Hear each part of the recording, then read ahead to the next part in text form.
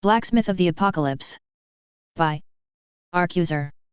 Chapter 1011. Knocked an hour later. Ah, sure. In front of the dazzled demon, Mike simply stabbed Whitehilt into the gap between the door and the frame and slashed down, severing the bolts of the lock. Tano cleared his throat. "You are lucky these doors aren't secured with an alarm," he mumbled, embarrassed to have taken so long, and took the lead going in. "About the way to contact Mina's March." Mike returned to the topic. "Can't you see I'm on a mission? You can return with me to our base. You have to go there anyway if you want to contact them." The goat shut down Mike's question. Thinking about it, there was no reason not to help the goat. He was going to cause trouble, to begin with. "Fine, what are you even doing here?" the beastman asked as he followed the demon as they walked down a barren hallway with a concrete floor and no doors. "After helping Seth collect souls, I had nothing to do and heard about the objective to infiltrate Emerald City and save as many people as possible. I thought the guys here had interesting skills and I could sell their souls for a high price, so I came to join Adam," the demon mumbled seriously as they carefully passed the hallway. "I meant what we are doing here, specifically. Like, are we going to save people, or sabotage something?" Mike asked helplessly, confused by the demon's jump in logic. "Oh." Tanomole halted for a moment and looked back at him. "We got information that they are holding people here that will be either traded as slaves or used as materials. A convoy with supplied and goods returned today and I used the chance to sneak in," the demon explained. "Materials?" the catboy asked, perturbed by the worrying phrasing. "Yes, materials. Listen, I don't have the time to explain everything to you now, just follow me. We will decide what to do, once we know the situation." "All right," Mike finally agreed and followed the demon silently. They didn't walk far after that, to reach the end of the hallway. At its end, they faced another door. It was a plain white steel door with the label security. In the corner was a camera observing the door, but the demon didn't seem bothered by it. "Good, we are right here, hide on the side," the demon instructed Mike to stand beside the door. Next, the demon suddenly knocked on the door. Moments later, its unsettling eyes opened unnaturally wide and projected a cone of red light onto the door and the small dot that was the spy hole. Moments later, the door lock clicked a few times and was readily opened from the inside. "Otis, what the fuck are you doing?" Mike still heard from inside, but something shot forward from the demon's hoofs and the second person inside ceased being with a tragic gargle. "Why weren't they warned by the camera?" Mike asked, confused, as he followed the demon inside the guard room. "Why do you think I have been walking in front of you all the time? I have been constantly weaving a spell to keep us hidden from Erdhan's technology. It's really not that hard, once you understand how they work," Tanomole answered offhandedly as they walked forward to the control board of the room. Inside were a bunch of panel and door controls, but Mike's focus was drawn to the windows that allowed a 180 degrees view of the whole floor. It was completely open, only segmented into cells by walls of metal bars. These cells were filled with all kinds of people and humanoid monsters in all kinds of conditions. Severely hurt, or outwardly fine, men, women, children, Erdhans, and people from the Pathworks, everything could be seen and all of them were almost naked. Dirty rags exposing most of their skin gave way to see the patterns of dark veins that could be seen through their skin, as if they all were suffering a severe sepsis.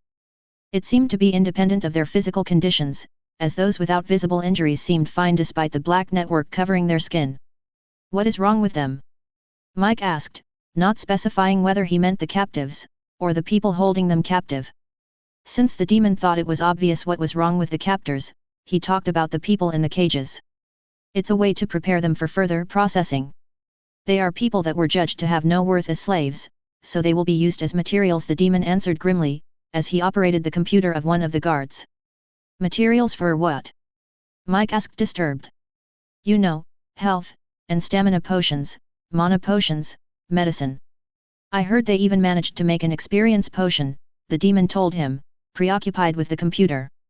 "Give me the codes for the intranet," the demon commanded the hypnotized guard, as Mike was still comprehending what the demon just told him.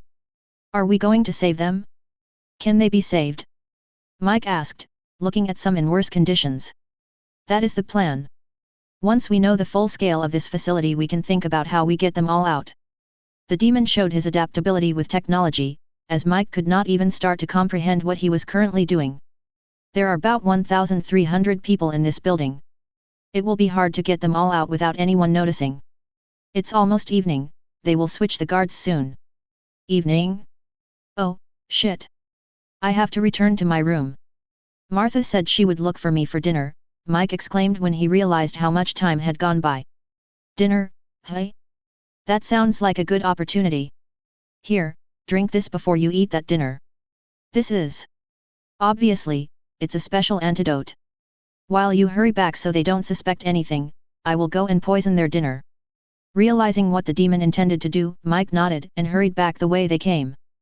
The path was not long and it was only early evening, by the time he was back in his room.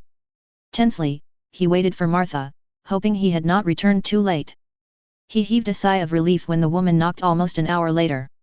Dinner is ready, she exclaimed outside as she knocked on the door. Great! Mike exclaimed as he opened the door. Oh, my! Were you hungry after all?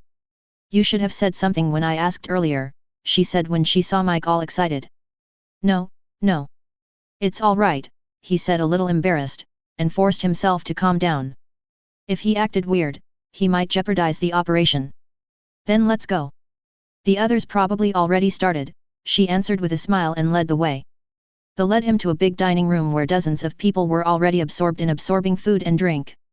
It seemed almost like a celebration, but it was just the members of the convoy relaxing after weeks on the go. Mike might have felt empathy and happily joined them, if he had not seen or heard what he saw and heard. Still, he had to play along. He had already taken the antidote after he returned to his room, so now he just had to make sure not to stand out too much and wait for the poison to act. As such, the catboy ate a drank, with the human traffickers, even happily laughing with them and taking part in shallow small talk. He waited and waited, but by the time he was able to return back to his room, nothing had happened. Had the demon failed? Yo, you are back, Tinamol greeted the beastman the moment he entered the room. The goat was already waiting for him, leisurely lying on the bed. Tino. What about the poison? I had to endure these people for almost the whole night. The nervousness and anxiety finally broke out of him. It would have been better for his nerves if they just decided to kill everyone, as fights were much easier on his head than these kinds of undercover things. It should be acting by now. If you make too much of a commotion, we won't be able to get all the people out of here, that's why I used a strong, but slow-acting sleeping poison. Sleeping poison? Yeah, the moment they fall into bed, they won't be waking up for a few days. Some may not wake up at all, the demon affirmed. This way there would be no suspicions until the next morning, and even if they activated some kind of alarm, there would only be a few people who had not eaten dinner, that would be able to react. They were practically free to do whatever they wanted now. After poisoning the food, I used the rest of the time to prepare our escape. And we will be using the convoy trucks they so graciously parked in the garage below, the goat answered with a cheeky smile. The next steps were simple. Their support was already waiting, the two only opened the doors, and Adam's people flooded into the building. They emptied the cells, loaded the people on the convoy some of them came with, and drove off into the night. Chapter 1012 An Old Mine. Even in the night, Emerald City was shining in bright neon colors, hiding the unfathomable darkness it was built on. Mike watched the mesmerizing scenery flit by, as they rode the convoy to Adam's hideout. To this point, he had only seen Delta, and the small, central district could not compare to this kind of spectacle. Especially not recently. The group of trucks filled with people drove to the edge of Emerald City. This neighborhood was not as glamorous, and the biggest light source was the dim glimmering of the barrier in the night. The trucks stopped in front of a rectangular, simple building, Mike associated with a warehouse. We are here, let's get the people in. The others will take care of the trucks. Tinamol told him and jumped out of the driver's cabin. As they unloaded the people they rescued, others came from inside to help. They left the work to them, and Mike followed the goat inside the warehouse. This way, he guided him, and they walked down a flight of stairs until they reached a place with rough rock walls. Apparently this is an old mine shaft from the mine that existed here before Emerald City was built. At this point, only 15% of the city's economy depends on mining, the demon explained to him as they walked down the path. After a few bends down, they finally came to a halt at a wooden door. Behind this door, leisurely sitting at a shoddy desk, with an orb in his hand, sat the governor of Beta himself. Mike. We meet again. I already heard that Tino found you, Adam greeted him with a friendly smile. Adam. You were here in person? What about THRES? the chosen of Mahis exclaimed. THRES is doing well, thanks. The system church is currently being built and we are currently procuring citizens, Adam answered in a relaxed voice. It's good you are here. I have important news. Mike immediately cut to the chase. Seeing his urgency, Adam put aside the orb in his hand. Can that orb connect to Minasmar? They need to know this, too, Mike said, when his attention fell on the orb, but Adam shook his head. We are still within the barrier of Emerald City, so no signals will get out of here. We can contact Minasmar once we leave the area of interference. Adam's answer already anticipated Mike's next question, because he the goat had already reported their exchange to him. Hearing the governor's answer, Mike nodded and finally started his report. He started with his journey after splitting with Lydia and the various encounters with hashing birds. He talked about how Ceres and he separated and finally came to the point where he met the miners and attained the storm ore. This was the part when the demons and governor's faces started to contort in discomfort, as Mike started explaining what he knew about the cyber worms. Their faces hardened when he talked of the miners' betrayal and their existence as apiaries that had unleashed these worms onto Earth. Adam had recorded everything out of habit, now they would be able to send it as a message to Minasmar, simply by sending one of their people outside. This changes a lot. Who would have thought that we would get news of Lambda in this way? While Mike didn't have much impression of the name Lambda as he was an otherworlder, Adam was originally a person from Earth. Despite losing most of his personal memories, he still knew Earth. In addition, he had spent no short amount of time in the Muir Empire, with access to their data on Earth. The Maritime Empire had attacked 3 coastal districts, Epsilon, Theta, and Beta. Theta being the most western district situated on a peninsula on the coast. With its proximity to the ocean, Theta had fallen quickly, but later on was completely wiped out by an unknown force. Lambda had been their center of technology, a beacon of development. If that place became the base of something that dared to call itself the Machine God, maybe Lambda was responsible for the disappearance of all the people in Theta. Someone knocked on the door before entering. It was Beth and a few others Adam had called telepathically. They needed to be here. We are speeding up our plans. We are facing another apocalyptic catastrophe. We will immediately send the current batch to THRES, as long as the streets or trails are still open. Mike, would you accompany them? Surprised by Adam's decisive action, Mike hesitated for a moment but happily agreed. The quicker he was able to talk with Seth and the others in person, the better. But he suddenly remembered an important detail. How are we going to leave? The only exit is heavily guarded and every who enters or leaves is being controlled. Don't worry, we have our own private entrance. You should rest for now. We will call you when we set off, Adam suggested. Mike nodded, he had not gotten any sleep for almost 2 days now. He was quite tired. Minasmar. Seth, we finally got a notice from Mike. Mary's voice sounded from the orb. The blacksmith had been busy infusing souls into the scaled golems when he got the call. Are you serious? Yes, come quickly. Cerberus, you keep going, I have to go, he said and left the workshop, directly teleportation to the elevator that led to their embassy above. Seth still wore his forging gauntlets and held his hammer when he entered the office where Mary, Lena, Love, and the others gathered. Is it Mike? He asked the crowd, that had been waiting for him. Not directly, it's a message from Adam. Mike had arrived in Emerald City and joined them. It says Mike will contact us later, but there is another recording attached we are supposed to watch. Mary explained. It was currently night in the unclaimed mountains, while it was still evening in Delta. If Mike set off in the morning, he would contact around midnight. Was I the last one to arrive? All right, then let's listen to it. Making sure everyone who was able to come was here, they started watching the recording of Mike's report to Adam. Like Tunamole and the artificial druid, their face turned grim when the beastman started explaining about the cyberworms and graves when he said they were unleashed on the unclaimed mountains. Great, another homemade disaster, Jane exclaimed frustrated.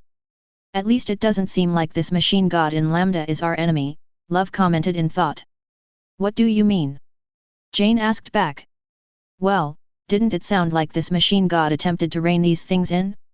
Since these things are afraid of it, it's probably much more powerful. If Lambda decided to attack us, we might be worse off than just another headache, Love shared her conclusion. Just another headache. Could any of their headaches be pushed aside as just another one? All of them were quite bad.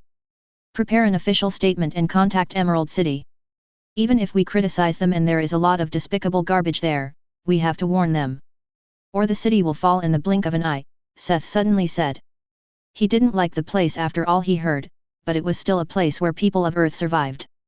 Did they live a good life? No. Was it fair? Probably not. But they were able to scrape by and strive for something better. He wouldn't condemn them to a clueless death, just cause he didn't like some of them.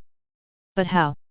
Emerald City has completely blocked off communications since Adam began his mission, Mary commented. They had no way to message them through magic. Then we will have to send a messenger. Chapter 1013 Series, The Savior. Unclaimed Mountains, Emerald City. In the dim corner of a pub not far from the lively main roads of the city, sat and told a story. It was a popular one that came with the last groups of people, who all had the same thing to report. It gave hope to the people, stuck in the dreary, heated mountains. As glamorous as Emerald City seemed, the lives of the people were dark and seldom with hope. Without many electronics, they hungered for entertainment. They gambled, they drank, and they listened to stories. The tales of people who survived in these lawless mountains. This story was particularly like, as it gave hope to the little man. It was the story of Ceres, the savior. There were many versions of witnesses that were saved themselves, but all of them went something like this. Out in the mountains are places all of you know and fear, the old man began his tale. The camps of the bandits, the slave hunters. Those who wander the mountains to capture wanderers and merchants for their dark business. To keep the inhumane machine that is driving these mountains well fed. Ever since people set out to find their fortune in the no man's land, they have also been there hunting for us, the old man explained. The listeners nodded. This was the common intro of the stories of Ceres. Next, the old man would tell them, how the people held there, without any hope for freedom, would be saved by a great lightning bird that would swoop from the sky and punish the villains. Then Ceres and his mount Blotches, a weird creature with a long neck, would free the captured people, returning the freedom that was taken from them. It was a heartwarming story. Although they knew it was all just a children's story, they indulged in the childishness, as the alcohol blurred the harsh reality. However, this time, the storyteller diverged from the usual route. Those are the places you know, but there are places even worse, and you better pray to never even get close to them. Places that hold the creatures that are known in the south as the hashing birds. Atrocities, unholy combinations of technology and magic. Giant owls that swoop from the skies and whisk away any naive wanderers. Anyone unfortunate enough to end up in their claws, they bring back to their nest, if you may call it like that. Cold and dark places, where people are held like livestock in damp darkness. The only fate waiting for them, being torture and experiments. The old man's voice drew in their attention as terrifying visions were painted in their minds. The tale he told was far from a story for children. The old man's body shook as if he was remembering his own experience, making his words even more believable. His story followed a group of merchants and their caravan, that had fallen into the claws of a swarm of hashing birds. One by one, the cells were emptied by their horrifying wardens, that had once been people like themselves. But now, they were just machines, covered in patches of human skin and dried blood. Their piercing red eyes so harrowing that it felt like they stared into the depths of their very souls. All they heard from those that left, were their screams in the distance and their fate when their screams fell silent. Only when they were taken themselves, would they find out the kind of torture chosen for them. The listeners' hearts raced as he described hair-raising experiments and rooms drenched in blood and littered with body parts. It felt like the fear and terror of the victims was palpable in the room. Nobody dared to take a sip from their drinks, enraptured by the narration of the storyteller. But then, when it was their turn to face the sick fate, they had fallen to when they saw the tools that would sever their flesh and break their bones. Lightning struck. Arcs of blazing light filled the nest and brought light to the dark place. They jumped back and forth. Out of the lights in the ceiling and the outlets in the walls. Between the tools of torture and their torturers, only evading the pitiful group of merchants, the few survivors of the caravan. With loud clangs, the electrically locked doors shot open as the place was burned through by the power of the great saviors. And then, everything fell back into darkness, and they were left with the smell of ozone and the burned flesh of their wardens. Like newborn children, the weak and malnourished survivors stumbled around in the dark, until a glimmer of light entered the dark corridors. The blast doors were opened from outside and they face a terrifying presence, a creature even more horrifying than the hashing birds' blotches. It was their blessing, as it was the mount of the great savior that had come to lead them outside. Soon after, a mighty eagle made of silver and pure lightning landed on its back, Ceres the Savior. Cheers broke the silence when the listeners were finally allowed to relax. In the end, it was the great Savior who had come to save the day and end the evil nesting in those mountains. Then it followed the same schema as the other stories. The survivors were released to freedom and able to recover what was left behind by other victims, to enable them to return to civilization, as the Savior continued on his quest for justice. Everyone clapped when the old man finally ended his story. His hat was filled with coins and his belly was filled with free drinks and food. For a long while, even after the storyteller left in the night, people kept talking about his story, and guessing what he drew inspiration from. It was as the stories told. After killing the hashing bird in Morinto, Ceres had become their target, although Mike may not have believed it. His relatively calm journey was all thanks to the Parrot of Doom. The elemental was on a journey, chasing and hunting down the hashing birds and their homes. Over the course, he also often came across bandit camps in the mountains, one of the hunting spots for the hashing birds. He had killed the bandits and freed the people mostly to take the bread out of their mouths. At that point, it did not know what happened to the people, but it knew that the sole purpose of these birds was collecting living beings. Ceres had been hunting for a while, before he came across the first nest, as the storyteller called it. Ceres wouldn't know that these places were high-tech laboratories that had been built across the unclaimed mountains at an unknown point in time, but the elemental found about the effects its lightning had on them and their occupants. As the bird followed the trail of the hashing birds for petty vengeance, it accidentally created the tale of the great savior, simply by disregarding the survivors. In the meantime, Ceres had traveled far to the west, all the way to the border storm, but signs of hashing birds had suddenly vanished. There were also no more nests, at least none it could see. Maybe it is time to turn around and return, blotches. I doubt he is worried, but Seth probably questions where I've been so long without notice. The bird mused over this problem, as his trusty steed slowly turned around to walk back the way they came. Ceres had been unable to call home because his communication orb was accidentally destroyed during a fight. The golem had no inventory, so he either had to carry it, or leave it to blotches to carry. At one point he was fighting a swarm of 7 hashing birds and 2 of them attacked the questing beast. Although it was in no danger, the orb was lost. Disgruntled, they decided to return, but on the way back, they suddenly heard a whoop-whoop sound in the air, that cut through the storm. Chapter 1014 Simon's Suggestion. With a worry more, Seth returned to the workshop. Stuff just kept popping up from everywhere, at least the other troublemakers were not of as much concern. Mary and Lena told him about reports of individual cultivators being seen on the outside and making a scene here and there in Dietla, but it stayed civil so far. There was no direct news about Spatia's moves, and apart from the imminent change of Krina's representative, there was also no news on that front. Delta was rather calm, as the interim government tried to organize new elections. The Soul Plague was still raging in the north, but it failed to spread into Delta, so it counted as dealt with. Arjit Noor had also been calm, they had been diligently buying and paying for golems. However, Seth had the feeling that he was inside a powder keg. At some point, things were bound to escalate. He just hoped it wouldn't be during the Pythian Games. Seth, good timing. Simon sent the first batch of armor. Sivri called out to him.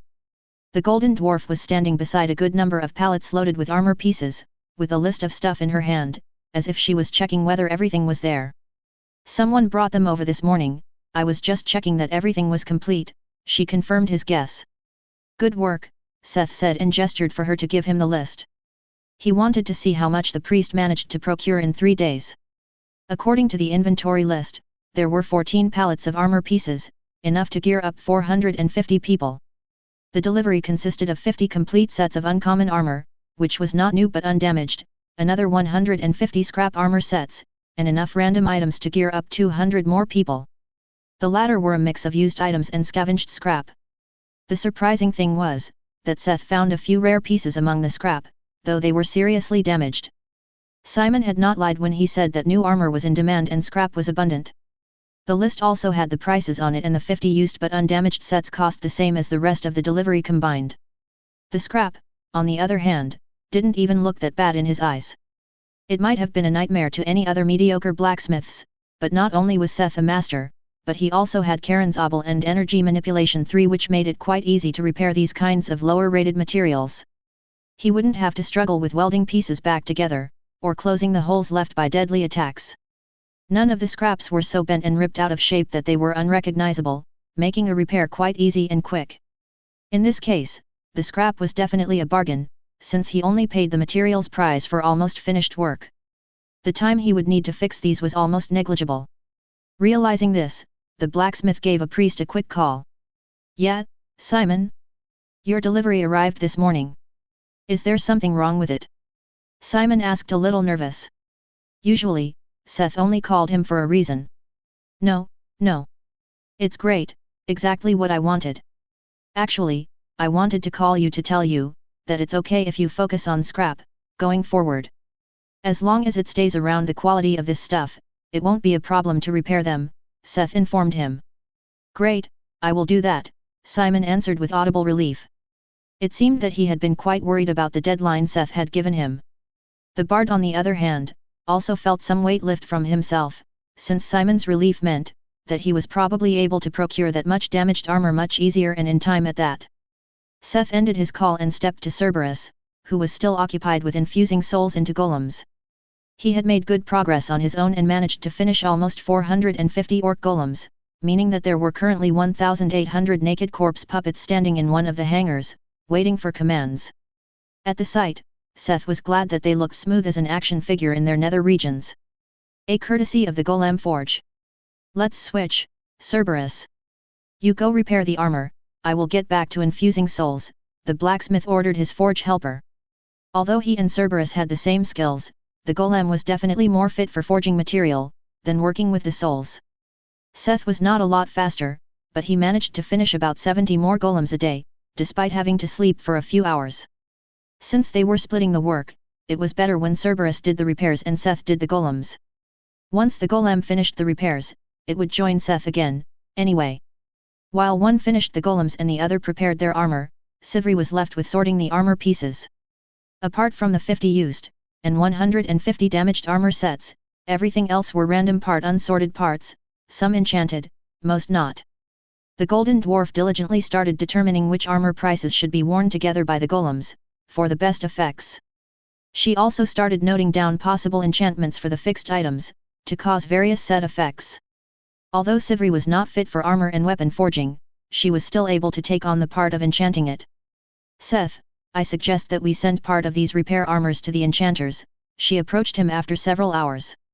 Oh, why? The blacksmith asked, keeping his focus on the soul he was currently fusing into the golem, before shoving him through the waters of Styx. I sorted out the pieces I won't be able to upgrade in a sensible way. Since the enchantments won't matter, it will be good practice for them, the Golden Dwarf stated her reason with a shrug. Right, Sivri was a highly skilled individual, wasting her time on this was already asking a lot. If it would make a difference in the final product, it was almost a sin. Okay, you can give them instruction, or just tell them to do the quickest and cheapest enchantments then, Seth gave his permission. Since the golems were going to raid Y City, its bandits and its dungeons, he had no doubt that they would be able to loot better armor. If they did good, if they didn't, at least the golems would be sent into battle naked. In the end, the guys were corpse puppets, their bodies were not so squishy that they needed armor, it was just an optional boost he didn't want to miss, since it would help quicken their growth, too. Starting with that day, this became their routine for the following 3 days. Every day, a delivery from Simon would arrive in the morning, containing enough armor for 400 to 700 individuals. Cerberus and Sivri would spend the mornings repairing and sorting the armor, while Seth infused souls into golems. Cerberus would then join him in the evening. He was finished with the better quality ones on the second day, meaning there were then exactly 2,643 nude orcs golems that used to be around, leave 75 standing in their hangar. While Sivri started putting armor on them, Seth changed to competing with the lower-end orc and hobgoblin corpse golems that were covered in scales made of stainless steel. The golem forge was still occupied by these, as it needed longer to forge and adhere the scales, than when it simply created the corpse golems. Seth would have a lot to do for a while, but he didn't mind. On the last day, when the final delivery arrived, Hone had just begun work on what Seth had asked him to do. Until the dwarf was finished, Seth would not need the golem forge, so it could take its time with the corpse golems. Chapter 1015 Reaching THRES. Beta, THRES. A caravan of battered trucks and carriages was creeping along the steaming mountain ridges. Claw marks and other signs of battle covered the vehicles that were barely running at walking speed, but they kept slowly drawing closer to THRES. Mike lamented Adam's preparations. The rescue team from THRES had put everything in place in a short amount of time. Not only had they infiltrated Emerald City and gathered information, they had also procured ample space for the people they saved and an escape route through the old mines that secretly passed the city's main barrier. Everything seemed perfect and meticulous, so why did they send them off in these old-ass junk trucks? Mike felt relieved when he finally managed to leave Emerald City with a communication orb and contact Minas Mar, to specify his report. He was glad when Adam reassured him that the escape route had even stronger safety measures than the main barrier, which meant that it wouldn't become the weakness of the worms to enter. But it was all before he knew how much this part of his journey would stress him. Part of their caravan was the convoy Tano and his people had stolen together with Mike, but those had been far from enough. Many of the vehicles were old mining equipment. Old as in really, old. They actually had to take gasoline and diesel along for some of them, and they constantly kept breaking down, if it wasn't during the attacks of a monster. At the beginning of this stretch, he could not have imagined the relief he felt, seeing THRES in the distance.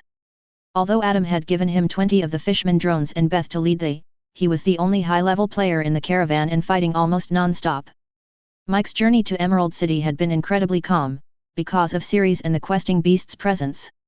It had given him a false image of the danger in these mountains. Even though he tried, he couldn't replicate that deterrence even when he turned into a lion. Quite a few beasts they encountered were above Level 90 or groups of Level 80 plus elites, meaning he was just about able to match them. The only saving grace of this disaster was their travel speed. Despite the vehicles needing constant repairs and refueling, they arrived in under a week. All thanks to the path Adam and his group prepared for their escape. Mostly because they had cut a deep trench through the densely wooded mountain forests. THRES in the distance now had an additional tree covering the city in addition to a glowing city barrier and walls guarding it against the changing cityscape filled with monsters surrounding it. It gave him hope that he would be able to use the teleport in THRES to return to Delta. Soon after Mike spotted it, there were also cries and shouts from the caravan. "What's with that giant tree? Is this the tree route? Are we entering Minas Mar? If only Dad could see this. Look, people. That's the city of THRES. Although it is affiliated with the Muir Empire, it is protected by Minas Mar's guardian tree," Beth announced loud enough for it to echo from the adjacent mountains. "This is the place Governor Adam talked about. It looks a lot better than expected. So this is THRES." There were various murmurs among the crowd. There were the people who had stayed a while longer at Adam's hideout and had been briefed about Adam's goals in beta. The newbies had only heard it from the others on the caravan, some had only known their destination by name up until now. Entering the beta's city boundaries, Mike's focus sharpened again. Although THRES seemed close, it was just an illusion caused by the size of the hanging tree. There were not yet in safety, on the contrary. If the surrounding mountains had an average level of 85, then the city where the abnormal creatures of Earth occurred more often may be the most dangerous part of their journey. The ruins of the city were eerily silent when the caravan of trucks and wagons entered the empty streets. Only the rattling of their vehicles and the sound of their engines sounded in the dead city. Except, Mike's sensitive hearing was able to pick up a different rattling. A quick, rhythmic clatter of metal.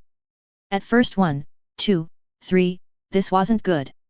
Increase the speed, something is coming, he instinctively decided that running was better than trying to turtle up here.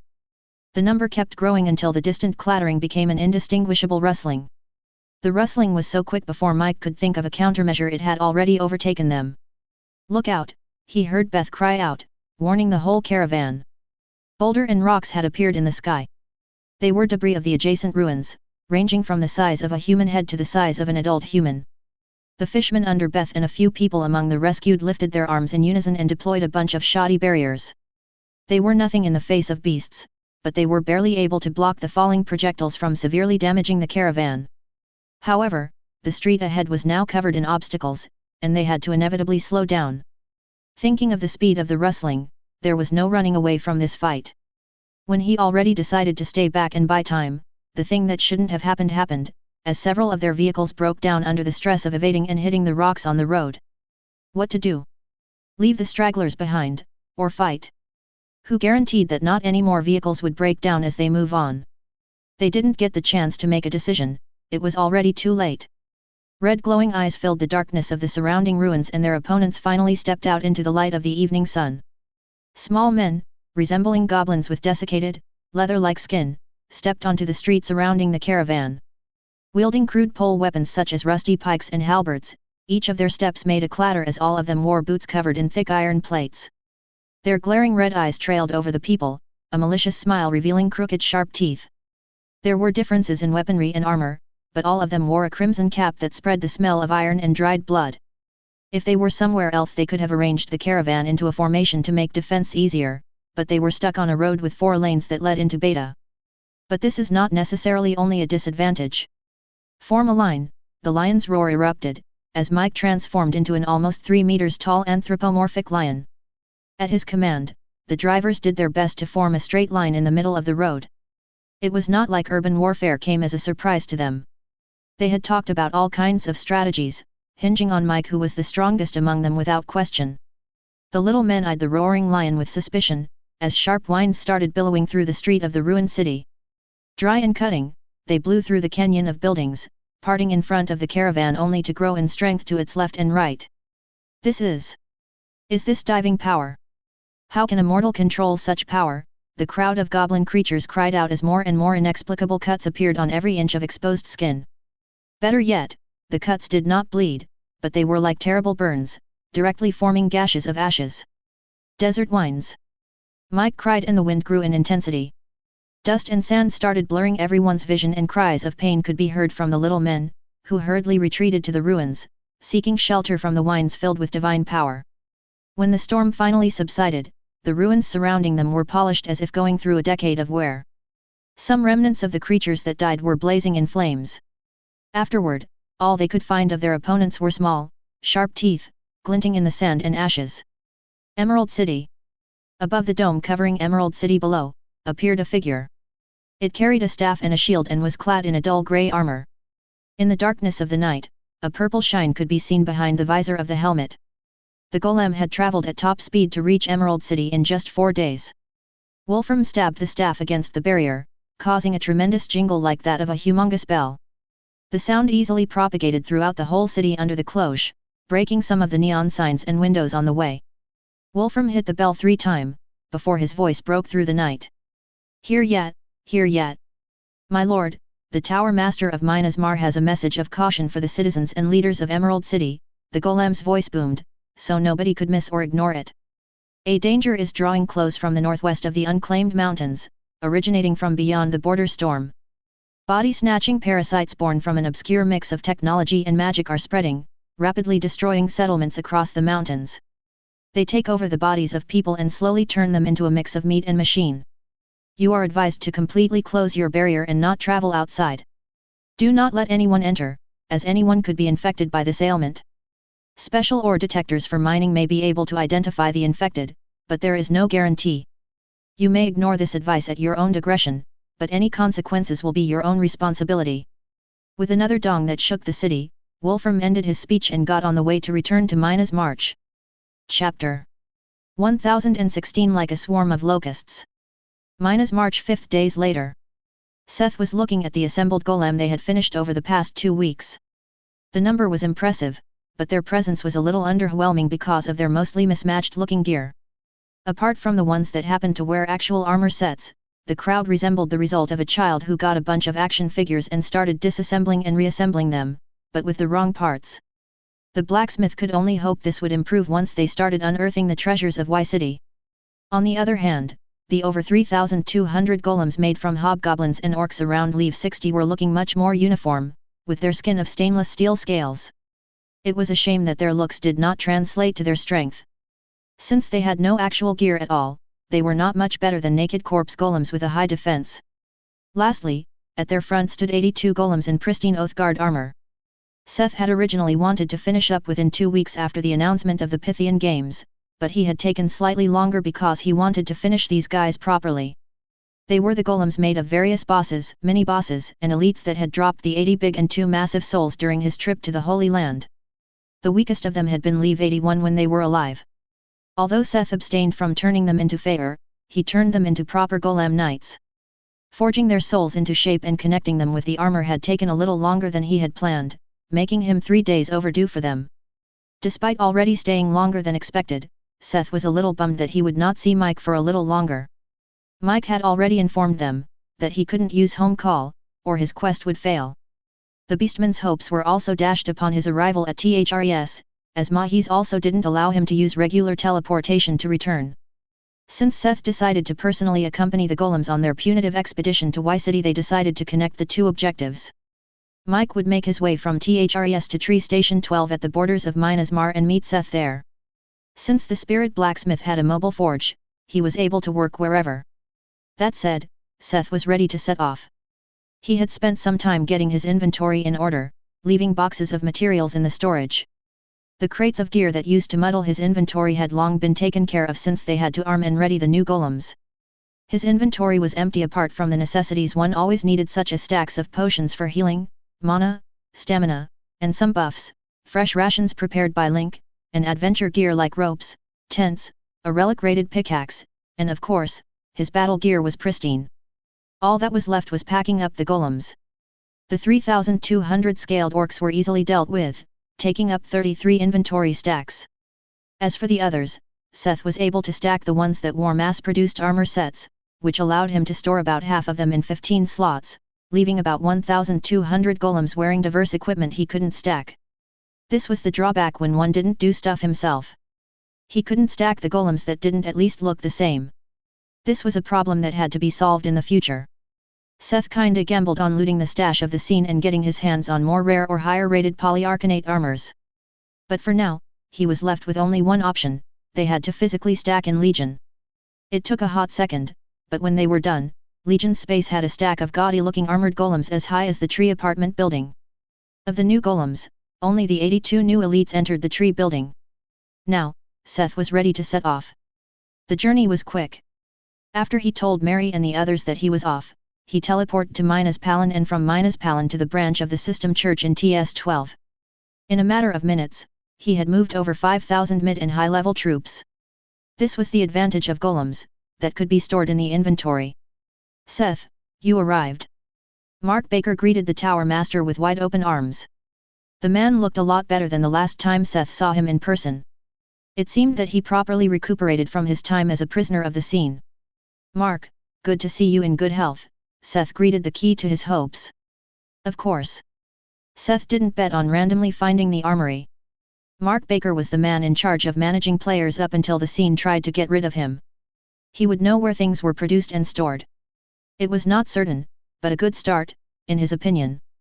Baker obviously knew their objective in coming to him, beyond a punitive mission to pacify Epsilon.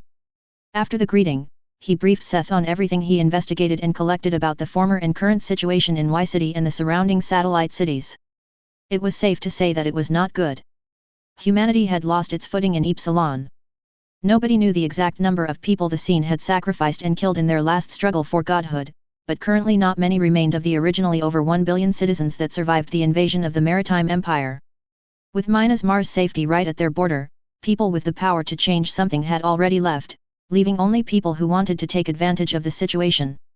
Without anyone able to take the lead and most personnel either dead or gone, the city's infrastructure had quickly deteriorated. The defenses fell and the city was quickly overrun by creatures from the Pathworks and the dungeons. The current Y City and the surrounding satellite cities were the territory of monsters and some groups of scavengers. "I tried sending people past Y City, but none of them returned. I think the west of Epsilon has already fallen completely," Baker also mentioned solemnly. Seth didn't have a good feeling concerning the west of Epsilon. West of the district were only forests that already swallowed 2 districts along the coast. Had they spread here? Or was it something else, again? Anyway, let's talk about nicer things. He quickly changed the subject. After getting a briefing on the overall situation, Baker began talking about what Seth was actually interested in.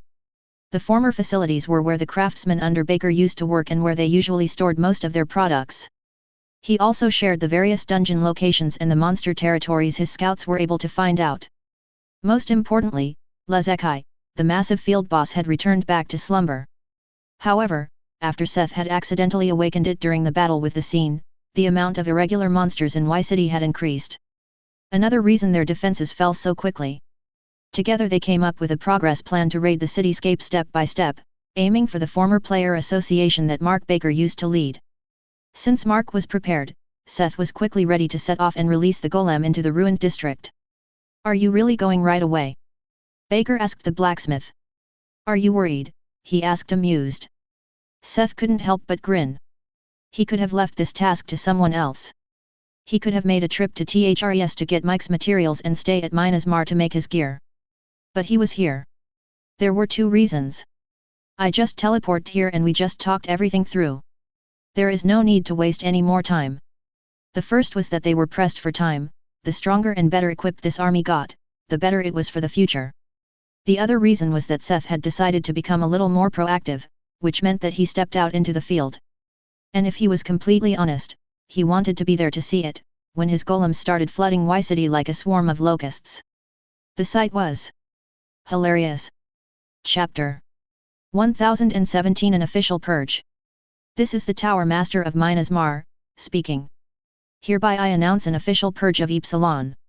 To all entities able to understand human language, if you face the golems, put your weapons away and lie on the ground. If you do so, your lives will be spared. If you don't, the golems will identify you as the enemy. The bard's announcement echoed through the streets of the ruined city, as he followed the wave of golems that penetrated the surrounding buildings. All of the golems had cores with Forgebrand's automaton circuit. They were not as advanced as those of Hephaestus, but they could take and understand simple and slightly complex instructions. Seth gave them two instructions. Kill all hostile entities. Ignore non-hostiles. Loot all valuables. Then he set the locusts onto the city. Thousands of almost sentient golems had swarmed into the high-risers on all sides, tens of them per building. Sounds of fights quickly sounded through the city, but they couldn't compare to the bard's mighty voice, who kept repeating his announcement. Apart from scavengers, all kinds of creatures had taken residence in the city since the humans had fled or died here. However, they couldn't stand against the army of golems. Even if they were strong beasts or invaders from the pathworks, they all fell against the golems swarming in like ants. In the streets and the houses, fights were happening. And as he walked down the street, repeating his announcement, things started falling onto the streets. Loot all the valuables translated to throwing whatever they found out to the streets so they'd be collected by the group of golems Seth kept by his side. The blacksmith regretted a little, that Tunomol had run off to Emerald City. Now he could only rely on the natural suction of soul capture to collect the various souls the monsters and scavengers dropped. "This is a little disrespectful," Sivri couldn't help but comment at the things being thrown out the windows. Seth twitched for a moment, thinking she had read his thoughts before he realized what she meant. What fell from the sky was not purely a rain of riches. There were armor pieces, weapons, and jewelry, but they were often still attached to fresh or rotten corpses. The greatest part of the things falling from the sky were monster corpses, as the possible materials also counted as valuables. There were also various devices and apparatuses the golems judged as valuable because of their magic aura. However, what Sivri was referring to were probably the corpses of people who died during the last fight of the scene or in the months afterward. The golems had no care for the peace of the dead. If the dead dared to hold onto a piece of equipment, they flew out the window. Some undead were pacified before they received the same treatment. "You are right, it's not very nice. But look at it like this way we can give them a proper cremation once they are properly cleaned," the blacksmith commented. He had no qualms about body stripping. It wasn't like the dead still needed the stuff. The only things of value the golems held onto instead of throwing them out were the small black item boxes that were dropped by the scavengers and contained part of their inventory. They would have been a pain to find on the street. "I guess it's the best we can do for them." Sivri agreed. It was better to show them some respect and properly take care of their remains than to give some sick shaman or necromancer the chance to raise them as undead. While the golems in the building were busy with pacifying and looting, Sivri led a group of golems on the ground to collect and initially sort the harvest.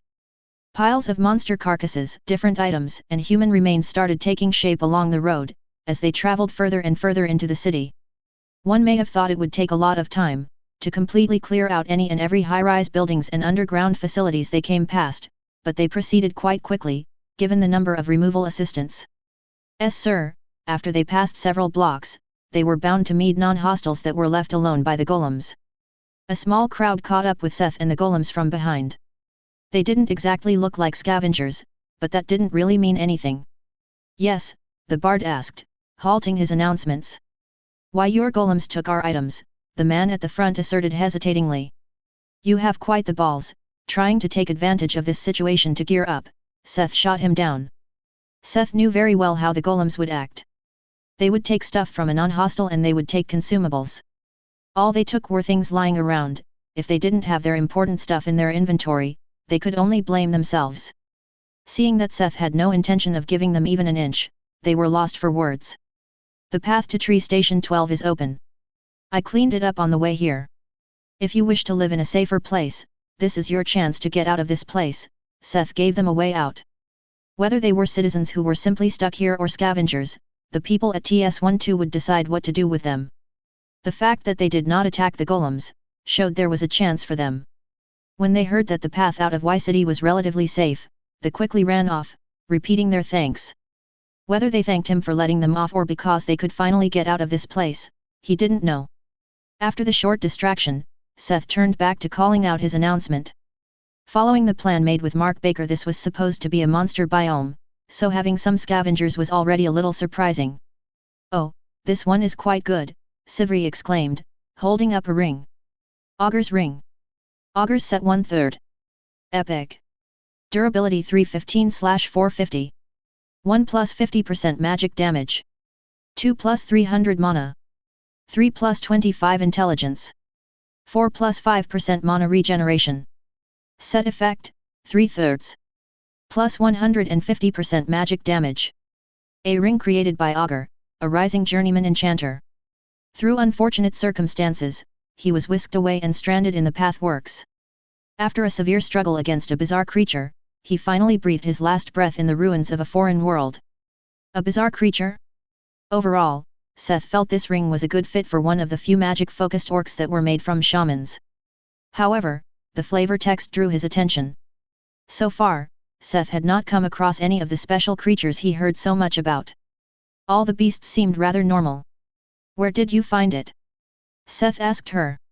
Maybe the body had some clues?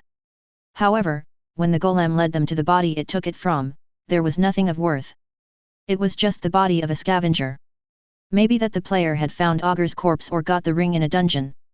Maybe the bizarre creature had nothing to do with what was happening on Earth and Augur had died in a faraway world? Seth didn't even get the chance to keep the bizarre creature in mind, as he was constantly reminded of it. Quite an item description kept mentioning the demise of their owners by a bizarre creature. However, the items were always in the hands of scavengers. I guess it's not a coincidence, Seth mumbled when Sivri brought him another, the 6th, item that mentioned the bizarre creature. This time it talked about the owner's whole party being wiped out. With so many appearing as they progressed, the blacksmith became convinced that these things had happened here. Since initial dungeon drops were mostly random, there would be this many items with similar flavor texts. Do you think we will face this thing? Sivri asked, not concerned at all. As much as she tried, she couldn't really worry, with so many golems around. Who knows? But since we are trying to cover as much ground as possible in the next 6 weeks, I think the chances are high, the blacksmith estimated. On that point, the left flank should reach the first dungeon soon, he added. Although Seth would have liked to fleece the whole city for items and materials, they were on a tight schedule. Minas Mar was painfully aware that if someone intended to stage something against them, they would probably wait for the Pythian Games. Whether it was Spacia, the cultivators, or even the demons, Seth felt that they were not properly prepared for either after what he saw in Little Gamma. Their forces were too spread out, to deal with everything, everywhere, all the time. He intended to change that in the next 6 weeks. Chapter 1018 Donchad. Over the next few days, the force of golems started spreading further and deeper into Ypsilon and Y City. After their initial combined combing through a big stretch of ruins, the army splintered into smaller teams led by older golem knights that used to follow Wolfram. 24/7 these golems kept on fighting and raided dungeons on the predetermined routes Seth and Mark Baker had decided beforehand. The smaller groups would keep merging to raid higher level dungeons and split up to get smaller ones in the vicinity, purging the ruins on the way. According to Baker's scouts, there were fewer people, the closer one got to Y City. Because of the dense placement of the small and greater dungeons, it had been completely overrun once nobody managed the dungeons. This was why Seth felt that it was okay for the golems to move on their own, the chance to meet people was minuscule. Meanwhile, Seth kept track of them using his skills, while he followed the main group, whose sole goal was to reach the rendezvous point where all groups would merge back together before closing in on the former association and the places Baker suspected armories. These places were very close to the city center, where they suspected the greatest resistance. It was close to the sleeping Lizakai, whose antlers could be seen surfacing from the cityscape from miles away. Most of the scouts Baker sent here didn't make it back, the few that made it spoke of creatures they had never seen before. Schools of terrifying specters, hauntingly beautiful creatures that would rip a man to shreds with their bare hands, gnomes so fast and strong, that whoever caught their attention did not make it. All of them were creatures that were most likely connected to the awakening of the slumbering realm, since even the system church had no records of these creatures, making them unique to Earth. As this was the most dangerous, as well as their target area, the blacksmith wanted all of his troops assembled before entering, so the individual groups couldn't be picked off by powerful beasts. On the fourth day after entering Y City, Seth found that his worries had come true much earlier than expected. 2/3 of his troops arrived, followed by trails of repurposed trucks and cars filled with loot and pulled by golem horses. The leftover third of the orc golem army was caught up tens of kilometers away from the meeting place. The bard had noticed that more and more groups stopped in that vicinity but only realized the problem when they had not moved for several hours. This could only mean one thing. There was someone or something holding the golems back. Something strong, or resilient enough to have over 1,000 golems fight it for hours. I will have to go and take a look, Seth decided and summoned several of his crafting stations that were not needed back in Mina's march. Sivri was intelligent and could take the command of the army, but she was not exactly strong, this was why he summoned Cerberus as her bodyguard. To summon him, he needed enough stations present for the place to be recognized as his smithy. You should start sorting and redistributing the equipment in the meantime. He left a few words for the Golden Dwarf, before he got on Vagrur, one of his golem griffins, and flew to the place where he could sense the group of golems that were being held up. He was about halfway there when he heard the haunting song of a bird. Ding! You have resisted Lullaby of Renan. He heard the notification. It was a beautiful melody. With his experience as a demonic bard, he was able to identify that this bird song was incredibly potent in lulling their victim to sleep. Too bad he wore Lara egg, which negated all mental status ailments. The song had no effect on him. Looking around for the bird singing this tune, Seth felt like the song was kept from close by and a far distance away. He couldn't spot the source, but what he noticed was the changes in the city below. Corpses of monsters and humans alike started leaving the buildings and assembled on the streets, moving in the same direction he did. Necromancy. Seth mumbled a little confused. Since they walked in the same direction, Seth decided to follow and keep an eye on them. It was then that he finally caught a glimpse at a weird beard.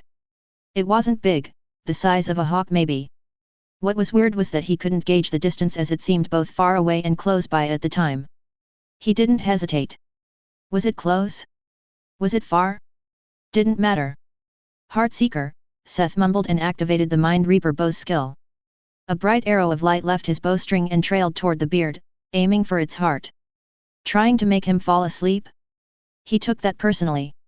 Seth didn't need to know how far the target was away, he just needed to see it, to hit it with Heartseeker. Hit in the chest by the arrows of light, the bird fell like a stone, landing on the rooftop of a building. Seth swooped by to get the body and soul. Soul of a Renan bird, medium, epic. The size wasn't impressive, but he had not expected the soul of such a bird to be epic rated. Deciding to look at it later, Seth returned to the sky. When he got back on track and looked down, he was met with a confusing scene. The horde of undead had fallen silent again, returning to being inanimate corpses, now strewn across the streets. What was going on?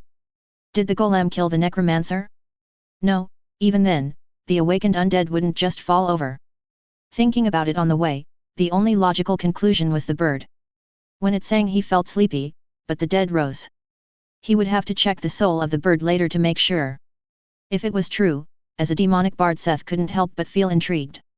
He was now closing in on the place the golems gathered and suddenly heard the same song again. Another bird was singing in the vicinity. Before he could find the bird, he finally found his missing golems.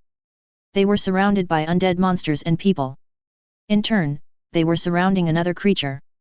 The outer ring was made up of flashing scaled golems, valiantly fending off and ripping apart reanimated corpses. Toward the center, the fight turned inward. At the center of the crow, sling spells and trade blows with the armored golems and about 20 elites. Many of the armored golems would be knocked down in a single hit. While the armor was broken, the golems would be able to mend themselves as long as their cores were okay. Their cores were made of ithildin and infused with a soul. It took a lot to destroy just one of them. This way they could join the fight after spending several minutes on the ground, creating a constant back and forth. Fighting like a berserker was a creature that resembled a dwarf, but overall bigger than regular dwarfs and slightly slimmer.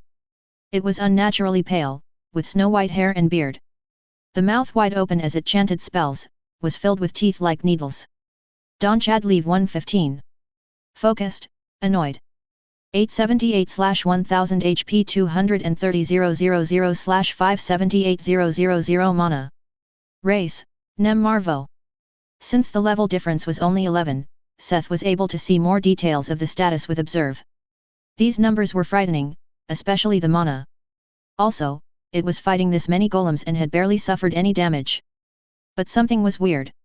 Although the armored golems had a hard time just buying time, the 20 elite golems made from Leave 80 orcs with big souls kept chipping away at Donchada's health without being pushed back. This had been going on for hours, but Seth was able to observe Donchada's health go down in real time. There had to be something more to this than what met the eye. After a while, the battered dwarf-like creature finally slumped down. Its health had hit 0. Instead of dying in a warding point, however, it was suddenly enveloped by a dark aura and its wounds started healing rapidly, filling its sickly pale body with fresh vigor. Donchad was ready to go on. Chapter 1019 Nem Marvo. Donchad Leave 115.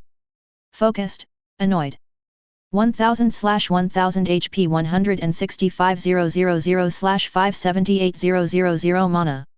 Its health had completely recovered.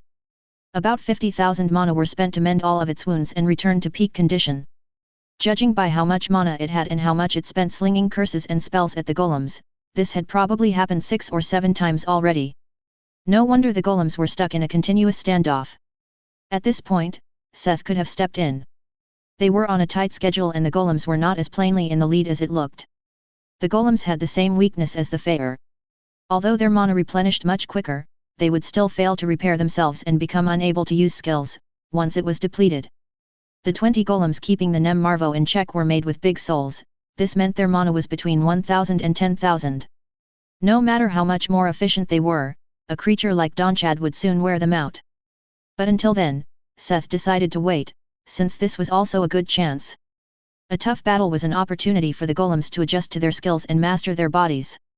The aspects of the souls would be able to integrate much quicker with automaton circuits on their cores. Although this fight could not raise their level, it would raise their strength in battle through experience. Especially the 20 elites, showed great progress as they had already come up with a rotation strategy. They allowed 5 of them to replenish mana, while the armored golems would take their place in battle.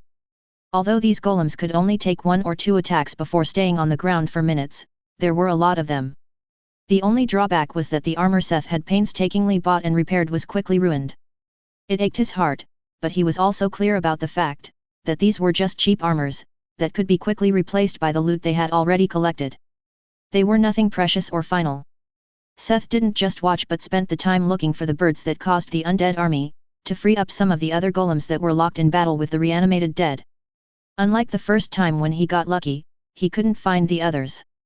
2 hours later, the Nem Marvo had died another 3 times and his mana was slowly running out. Donchad had no longer enough mana to pull off his resurrection stunt. Just in time, since the golems were also slowly reaching their limits, too. When his health started falling into the double digits, Donchad suddenly started laughing.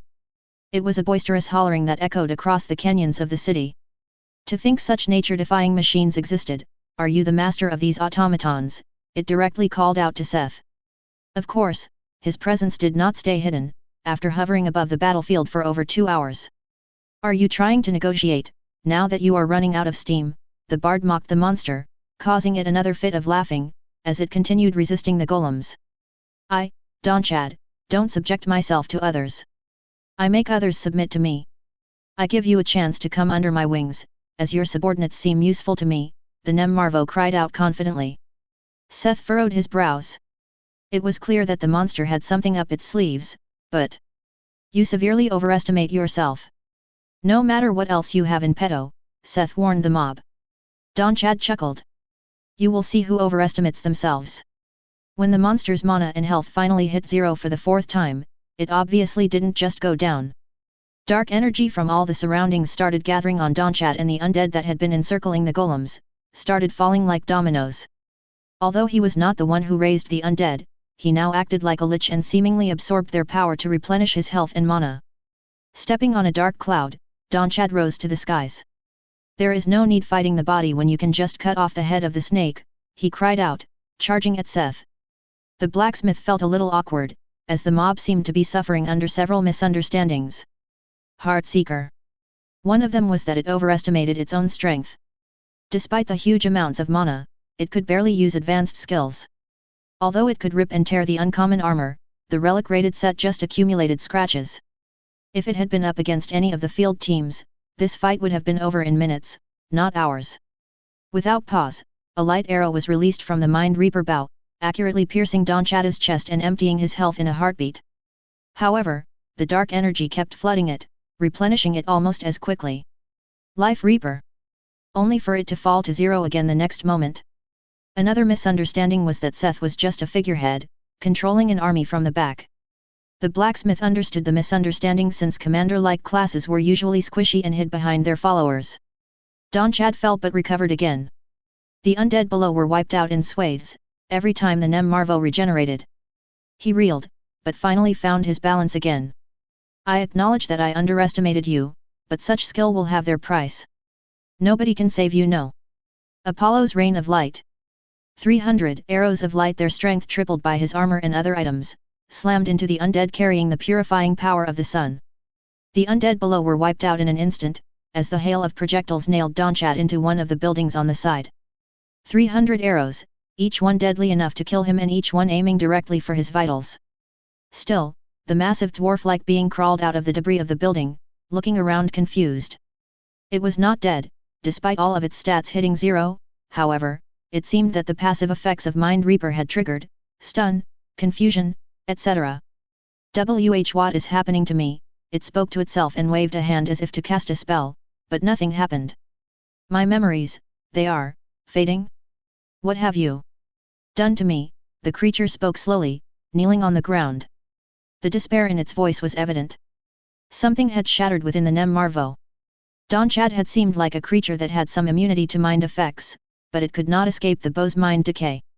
After 300 hits, it was bound to have triggered several times, quickly deteriorating the mental world of the mighty foe. No, no, no, my plan, my reign, my K-Kingdom. Everything is leaving me. Seth did not know how Donchat stayed alive, as there were no signs that it had a trick like a lich, or the scene, or the sarkists that allowed it to avoid death.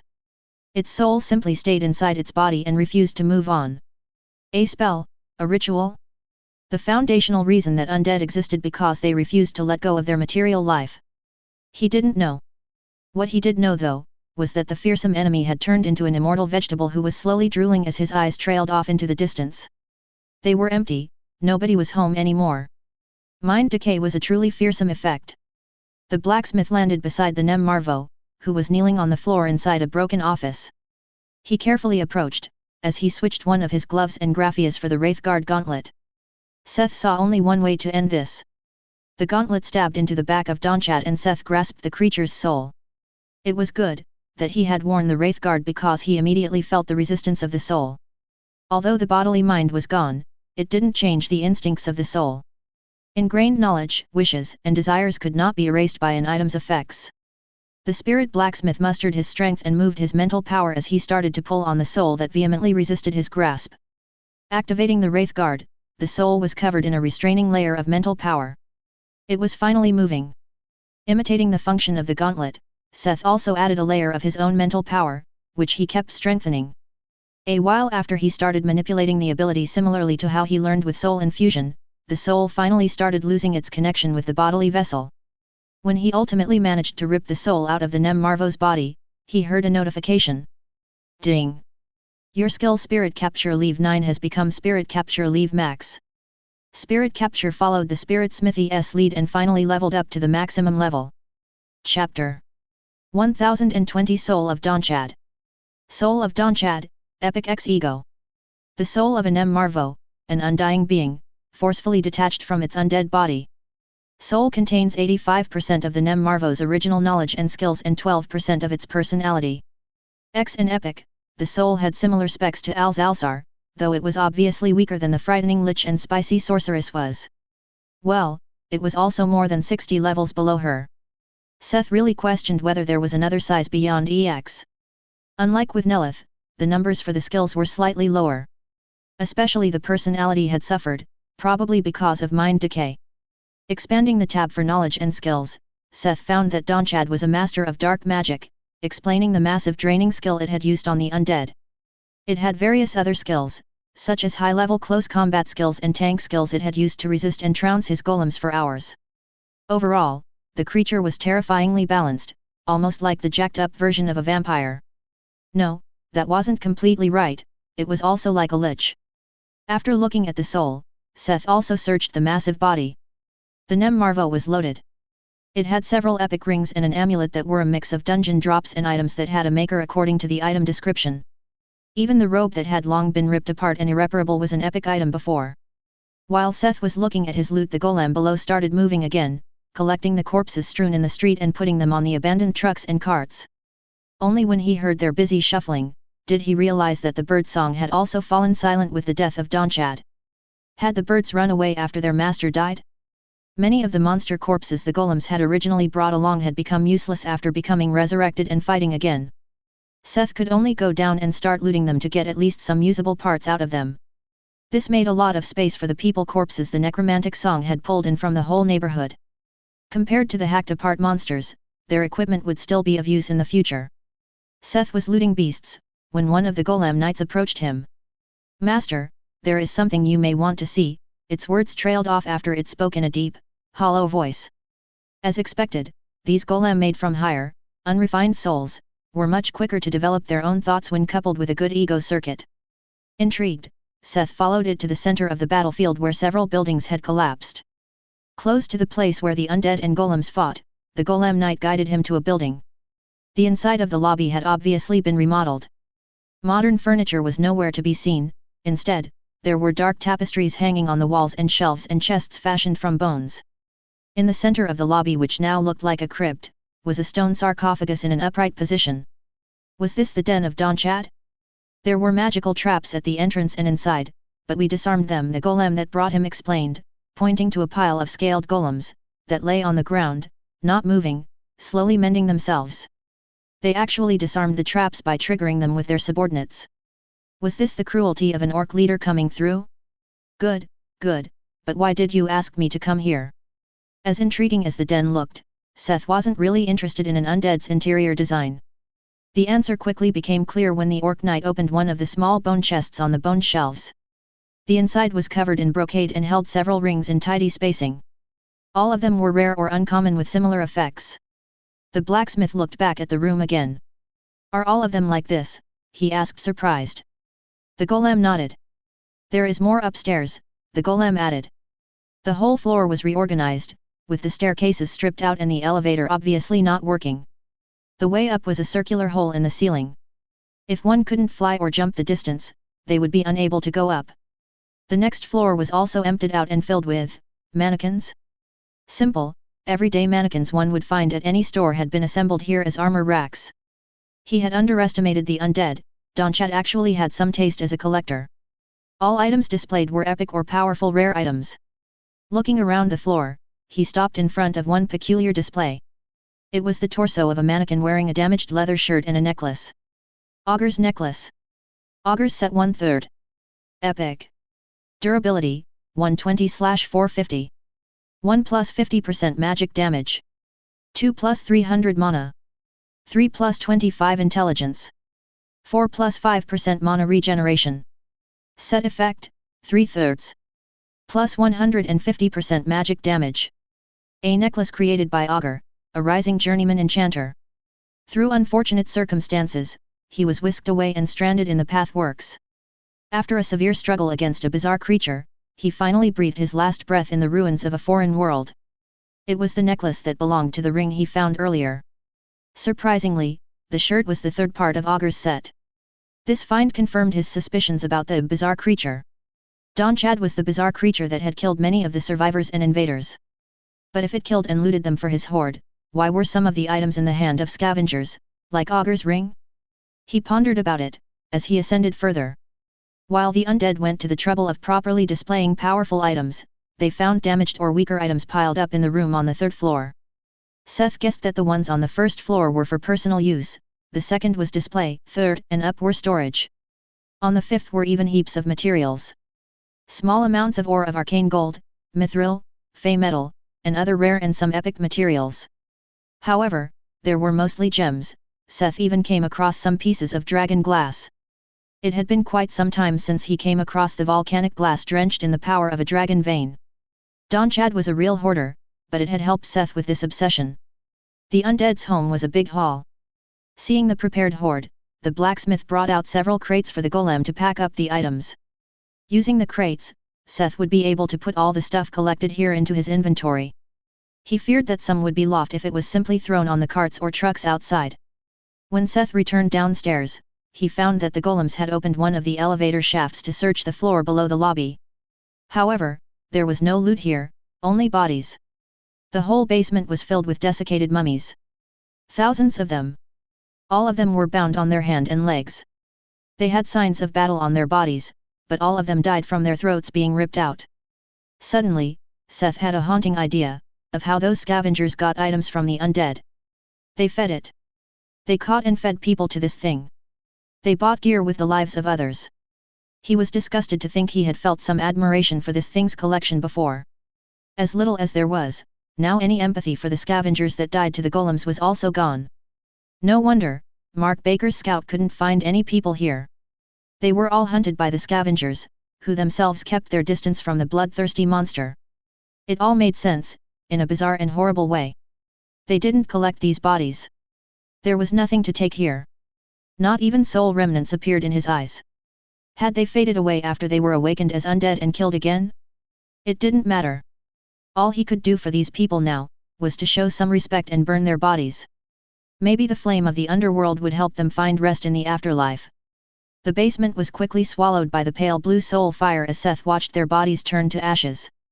He contained the flames to the basement, while the golem were packing up above. Soon all the bodies were gone, except one. 3 of the bodies seemed unharmed by the ocean of blue fire. Curious, Seth approached one of them. This corpse was lying on the ground, close to the center of the basement. It had been hidden by the pile of other bodies. It was a rotten corpse, almost skeletonized, but it still had a head of bright blonde long hair. Unlike the corpses that burned away, this one was not tied up either. Ding! A new quest has been generated.